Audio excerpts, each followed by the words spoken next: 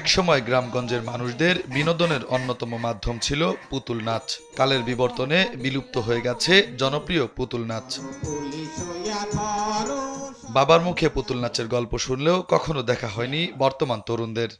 ছোটবেলায় বাবার কাছে গল্প শুনতাম পুতুল নাচের, কিন্তু কখনো আসলে দেখার সৌভাগ্য হয় নাই। এই প্রথম কুড়িগ্রামে ইকো পার্কে এসে পুতুল নাচ দেখতে পারলাম, দেখে খুব ভালো লাগলো। এটা দেখে আমাদের অনেক ভালো লেগেছে, কারণ এই পুতুল নাচটা আমাদের একটা ঐতিহ্যবাহী অংশ।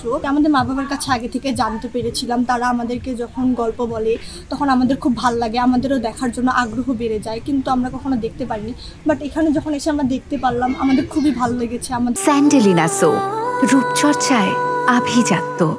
পুতুল নাচ পেশাকে আগলে রেখে জীবিকা নির্বাহ করা মানুষগুলো অর্থের অভাবে মানবেতর জীবনযাপন করছেন। 25 থেকে 26 বছর হলো আমি পুতুল নাচাতে পারি এবং পুতুল নাচাই আমি, কিন্তু অনেক দিন থেকে পুতুল নাচ বর্তমান নাই। এখন মাঝে মাঝে আমাদের সরকারি প্রোগ্রাম হতো, সেটাও দেখি এখন মানে বন্ধ হয়ে গেছে এখন। তা এবার আবার এই কুড়িগ্রামের এক পুতুল নাচ, নতুন এক পুতুল নাচ তৈরি করলো, সেখানে আমি পুতুল নাচাতে পারি, সে আমাকে ডাকলো। আগে আমাদের পুতুল নাচ ছিল, ওখানে পুতুল নাচের কাজ করতাম। তা পুতুল নাচের কাজ করে মোটামুটি ভালোভাবে আমাদের সংসার চলতো। তা এই মনিকা পুতুল নাচের কাজ করতাম আগে। তখন আমি প্রায় 25-26 বছর এইরকম পুতুল নাচের কাজ করছি।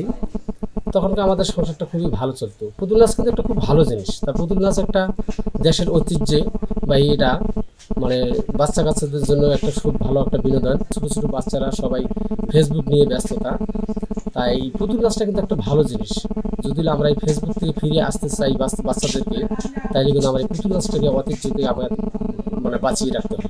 আবারও পুরোনো এই মনিকা পুতুল নাচ এবং এই কিশোরী পুতুল নাচ, এই পুতুল নাচগুলি সবাই যেন আরও সবাই চালাইতে পারি, এইভাবেই আমাদের জন্য আর কষ্ট না হয়।